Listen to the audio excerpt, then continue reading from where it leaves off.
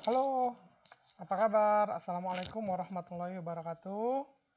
Jumpa lagi sama saya, Roza, di materi pembelajaran matematika ekonomi. Bagaimana tentang video-video saya sebelumnya? Saya harap kalian atau kita semua bisa memahami video-video saya sebelumnya ya. Nah, kalau misalnya kalian belum paham atau kurang paham, kalian bisa saksikan lagi videonya berulang-ulang ya, dan dikerjakan contoh-contoh soal yang lain. Nah, jangan lupa juga di like dan di subscribe serta di komen video-video saya supaya ada yang bisa kita perbaiki untuk materi-materi kedepannya. Nah, sekarang kita akan memasuki atau mempelajari tentang materi pengaruh pajak, subsidi, dan keseimbangan pasar dua jenis barang.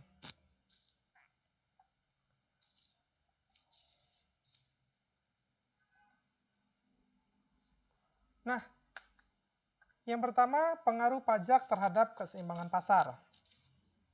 Jika sebuah produk itu dikenai pajak atau kita sebutnya tax ya, maka simbolnya adalah T per unitnya, maka akan terjadi perubahan keseimbangan pasar atas produk tersebut, baik itu harga maupun jumlah barang keseimbangannya.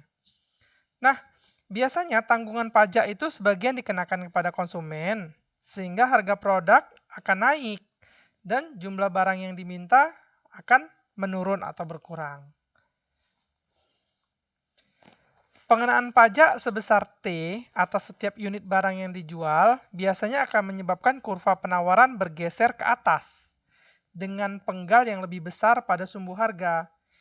Nah, jika sebelum pajak persamaan penawarannya adalah PS sama dengan A tambah BQ atau QS sama dengan A tambah BP, maka sesudah pajak ia akan menjadi PST sama dengan A tambah BQ tambah T atau QST sama dengan A tambah B buka kurung P kurang T tutup kurung. Nah, kata kuncinya di sini adalah persamaan penawarannya. Kenapa saya warnai persamaan penawaran? Karena ketika terjadi pajak atau dikenai pajak, yang dikenai pajak itu kan harganya, gitu ya. Yang bertambah nanti harganya, dan yang berubah itu pasti persamaan penawarannya, karena biasanya yang dikenai pajak itu adalah si penjualnya, gitu ya. Penjualnya yang memungut pajaknya, gitu. Maka fungsi persamaan penawarannya yang berubah, sedangkan fungsi persamaan permintaannya yang dari sisi konsumen tidak, tapi dari yang sisi produsen sebagai fungsi persamaan penawarannya. Yang tanpa adanya pajak PS sama dengan A tambah BQ atau QS sama dengan A tambah BP, nah maka kalau misalnya dikenai pajak, maka persamaannya menjadi PST sama dengan A tambah BQ tambah T, atau QST sama dengan A tambah B buka kurung P kurang T tutup kurung. Oke, sampai di sini paham ya. Jadi ingat sekali lagi fungsi persamaan penawarannya yang berubah dari yang sebelum pajak menjadi yang setelah pajak. Nah, berikutnya contoh dari gambar keseimbangan pasar sebelum dan sesudah pajak. Nah, dapat digambarkan sebagai berikut ya, bisa kita lihat sama-sama. Nah, dari gambar grafik ini, grafik fungsi permintaan dan fungsi penawaran, yang warna merah ini adalah QD, fungsi permintaannya, ya. Nah, baik dia setelah pajak maupun sebelum pajak, fungsi permintaannya itu tidak berubah. Dia hanya satu grafik, hanya satu permintaan. Nah, sementara fungsi penawarannya dia berubah. Nah, yang pertama adalah QS dengan titik keseimbangan E. Ini adalah fungsi penawaran sebelum pajak, ya. Nah, kemudian ketika ada pajak, maka kurvanya bergeser ke atas.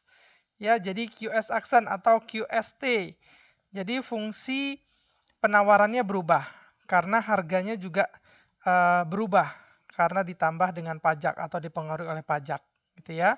Maka titik keseimbangannya juga berubah dari E menjadi E aksen atau ET, ya. Jadi ketika dipengaruhi oleh pajak, maka persamaan penawarannya berubah dan titik keseimbangannya juga jadi berubah. Oke ya, cukup jelas dari gambar grafiknya ya. Nah, selanjutnya, jika beban pajak per unit yang ditanggung oleh konsumen kita sebut dengan TK, maka besarnya TK adalah sama dengan delta P atau perubahan dari PT kurang PE. PT itu apa? PT itu adalah harga keseimbangan setelah pajak dikurang PE. PE itu adalah harga keseimbangan sebelum pajak. Ya. Nah, saya ulang sekali lagi. Beban pajak per unit yang ditanggung oleh konsumen, TK sama dengan delta P, sama dengan PT dikurang PE.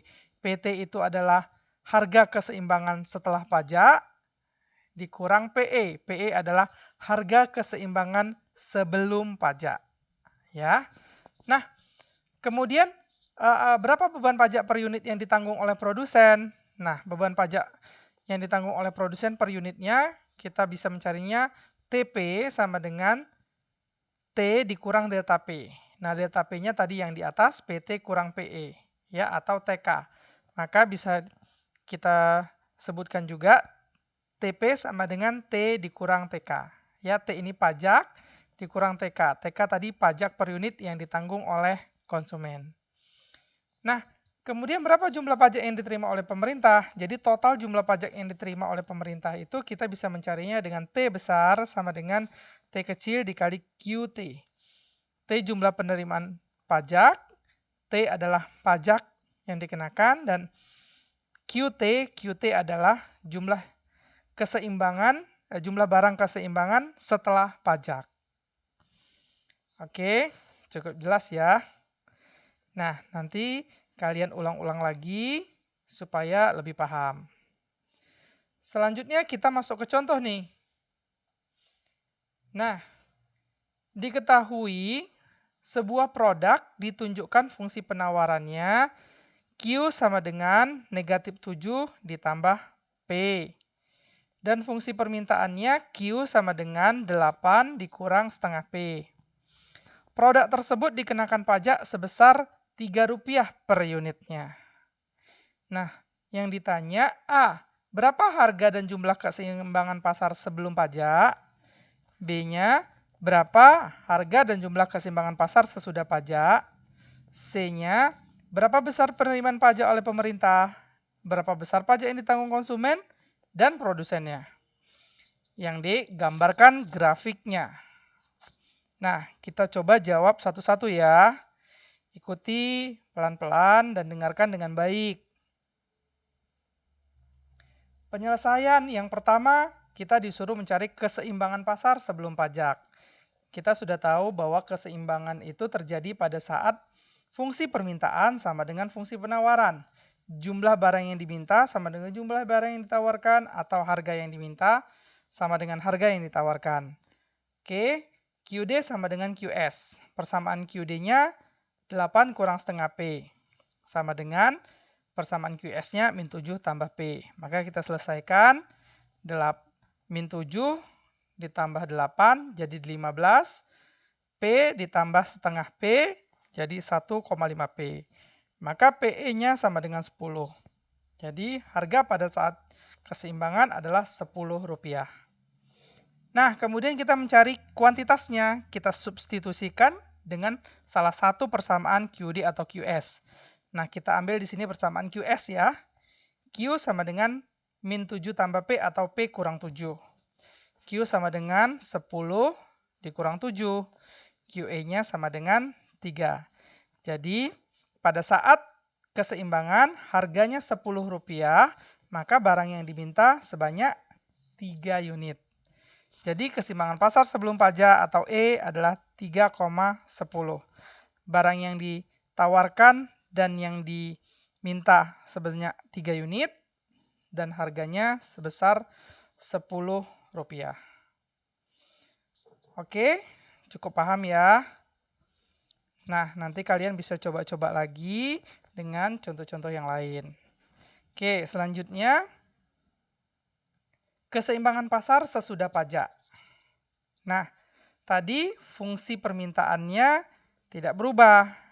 Saya jelaskan, yang berubah adalah fungsi penawarannya. Makanya fungsi penawarannya yang ditentukan tadi QS sama dengan negatif 7 tambah P. Nah, dia berubah menjadi QST sama dengan negatif 7 tambah P dikurang T.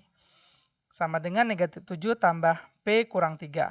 Ya, sama dengan negatif 10 tambah P. Oke, jadi persamaan penawarannya sudah berubah menjadi negatif 10 tambah P. Nah, kemudian syarat keseimbangan, fungsi permintaan sama dengan fungsi penawaran setelah pajak. Fungsi permintaan tadi setelah pajak tidak berubah.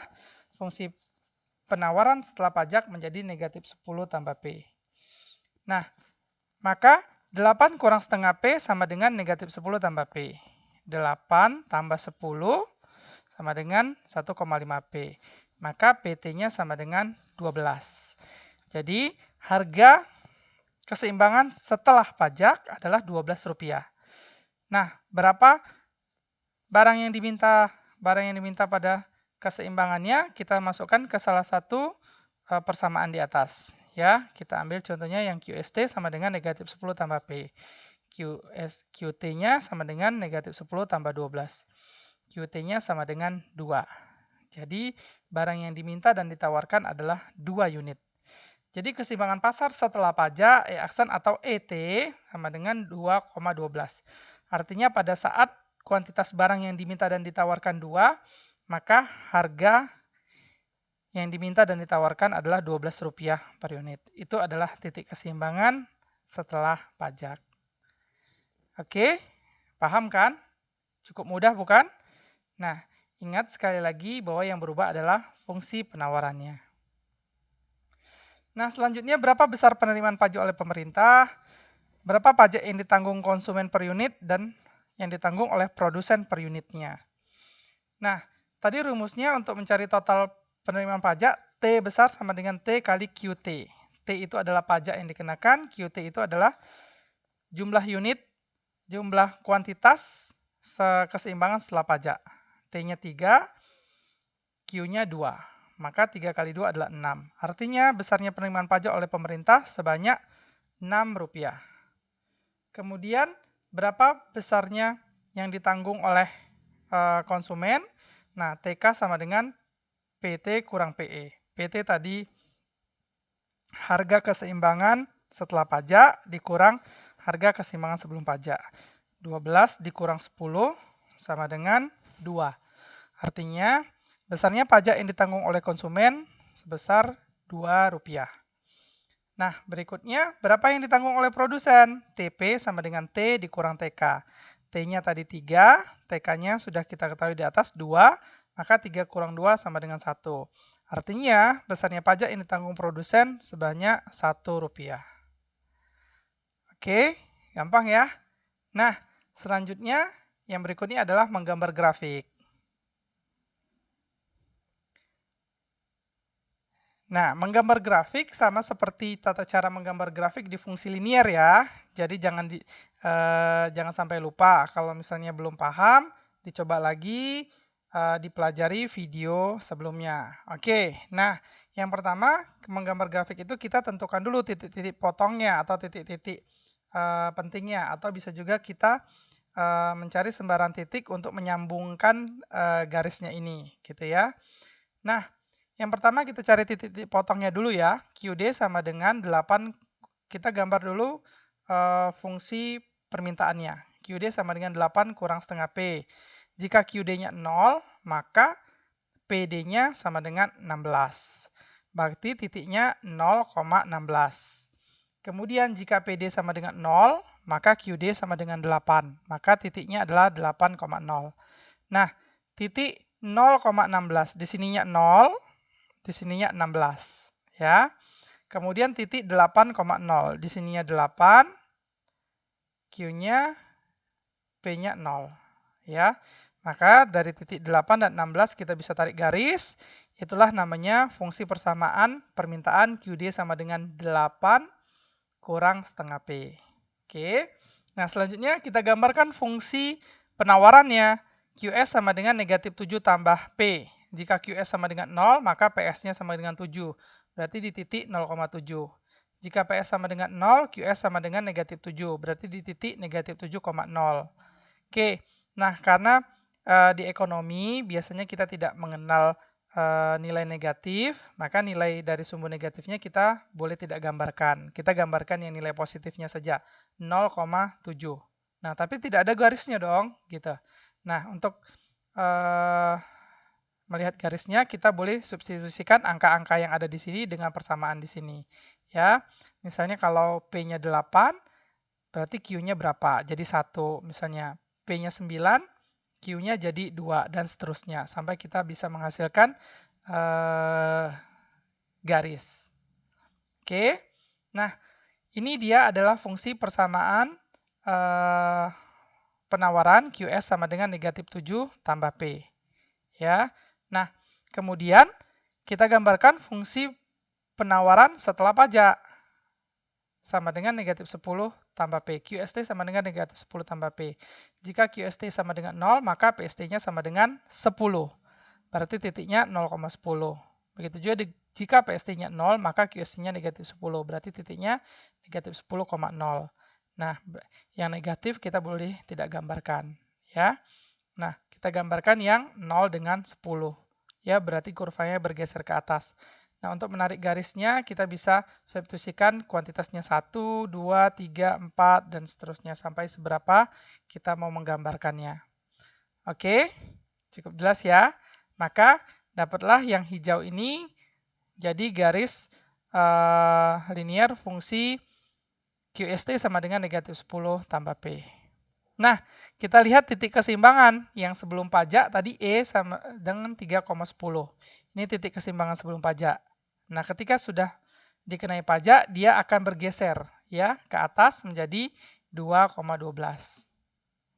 Oke, kelihatan dengan jelas ya gambarnya. Saya harap penjelasan saya tidak terlalu cepat dan kalian bisa mengikutinya dengan baik. Nah, kalau misalnya kurang jelas, kalian boleh ulang lagi ya videonya.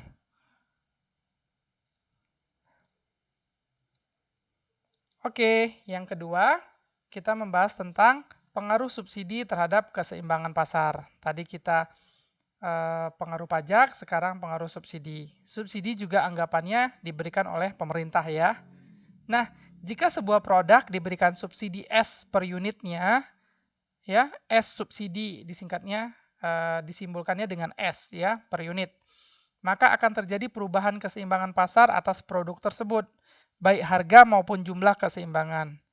Biasanya, tanggungan subsidi sebagian diberikan kepada konsumen, sehingga harga produk akan turun dan jumlah barang yang diminta akan bertambah. Oke, nah, subsidi yang diberikan atas produksi atau penjualan suatu barang menyebabkan harga jual barang tersebut menjadi lebih rendah. Jika produk dikenakan subsidi S per unit, maka akan terjadi penurunan harga produk sehingga keseimbangan pasar atas produk tersebut juga akan bergeser. Jika sebelum dia akan bergeser ke bawah, ya. Nah, jika sebelum subsidi fungsi persamaan penawarannya PS sama dengan A tambah BQ atau QS sama dengan A tambah BP, maka sesudah subsidi akan menjadi PSS sama dengan A tambah BQ kurang S, atau QSS sama dengan A tambah B dikali P tambah S. Oke, nah sama seperti pengaruh pajak tadi, pengaruh subsidi juga yang berubah hanya fungsi penawarannya. Ingat ya, penawarannya, sedangkan permintaannya tidak. Ya, jadi yang berubah adalah fungsi penawarannya. Oke, nah berikutnya berapa bagian subsidi per unit yang dinikmati oleh konsumen? Nah, disimbolkan dengan SK sama dengan PE dikurang PS. PE itu adalah harga keseimbangan sebelum subsidi dikurang PS. PS adalah harga keseimbangan setelah subsidi. Nah, berapa bagian subsidi per unit yang dinikmati oleh produsen? Kita lambangkan dengan SP. SP sama dengan S dikurang SK.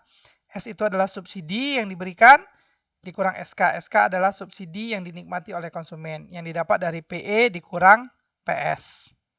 Oke. Nah, jadi berapa jumlah subsidi yang dibayarkan oleh pemerintah? Kita lambangkan dengan S besar sama dengan S kecil dikali QS.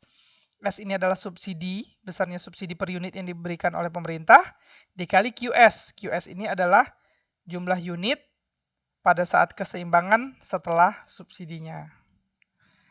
Oke, cukup paham ya?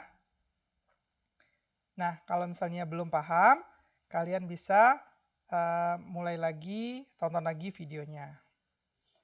Nah, untuk lebih jelas, ini ada gambar grafiknya. Keseimbangan pasar sebelum dan sesudah subsidi dapat digambarkan sebagai berikut. Nah, ini tadi fungsi permintaan tetap tidak berubah ya. QD, mau sesudah atau sebelum subsidi, tetap dia sama, yang warna merah. Nah, yang pertama fungsi penawarannya yang sebelum subsidi, QS. Ya, dia berada di atas. Di sini titik keseimbangannya. Nah, ketika terjadi subsidi berarti harga turun, maka grafik dia juga akan turun ke bawah. Ya, maka QSS-nya atau QS aksen, fungsi penawaran setelah subsidi, berada di garis yang biru ini. Nah, E aksennya atau ES-nya ini adalah titik keseimbangan setelah subsidi. Oke? Mudah ya? Nah, untuk lebih paham, kita masuk ke contoh ya. Nah, ini dia contoh.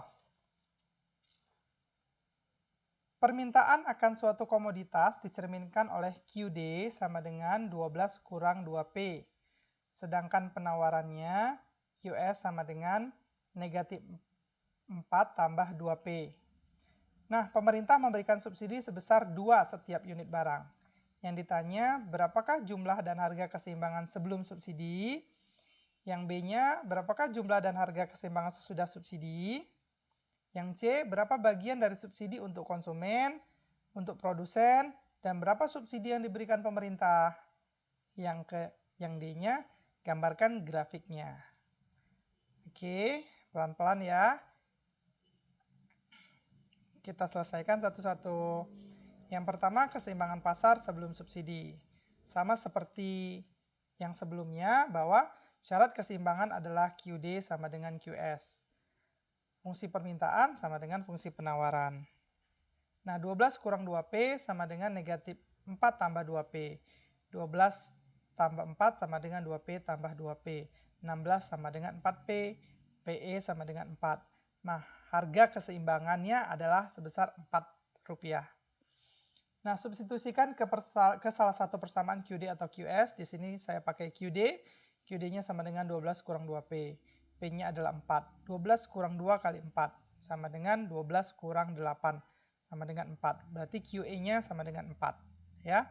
Jadi keseimbangan pasar sebelum subsidi atau E sama dengan 4,4. Ya. Pada saat harga Rp4, jumlah barangnya sebanyak 4 unit. Itulah keseimbangan pasarnya. Oke. Nah, selanjutnya keseimbangan pasar sesudah subsidi. Nah, persamaan permintaan tidak berubah ya. QDS sama dengan 12 kurang 2P. Yang berubah sudah pasti fungsi atau persamaan penawarannya. Sesudah subsidi, fungsi penawaran menjadi, nah sebelum subsidi QS sama dengan min 4 tambah 2P.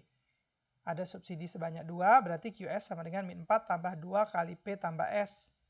QSS sama dengan min 4 tambah 2 kali P tambah 2. QSS-nya sama dengan 2P. Ya, ini 2 kali 2, 4. Negatif 4 tambah 4, habis. Jadi QSS-nya sama dengan 2P. Nah, titik keseimbangan pasar sesudah subsidi, QDS sama dengan QSS. QDS-nya tadi yang ini, 12 kurang 2P, sama dengan QSS-nya yang ini. Sama dengan 2P. Berarti 12 kurang 2P sama dengan 2P. 12 sama dengan 2P tambah 2P. 12 sama dengan 4EP. Maka PES-nya harga pada saat keseimbangan setelah subsidi sebanyak Rp3. Nah, substitusi ke salah satu persamaan, QS sama dengan 2P. QES sama dengan 2 kali 3. QES sama dengan 6. Nah, keseimbangan pasar setelah subsidi ES sama dengan 6,3. Artinya pada saat harga Rp3, maka barang yang ditawarkan dan yang diminta sebanyak 6 unit. Oke, sampai di sini cukup jelas kan? Ya. Nah, kalau misalnya ada yang kurang jelas, nanti bisa diputar ulang videonya ya, sampai kalian paham.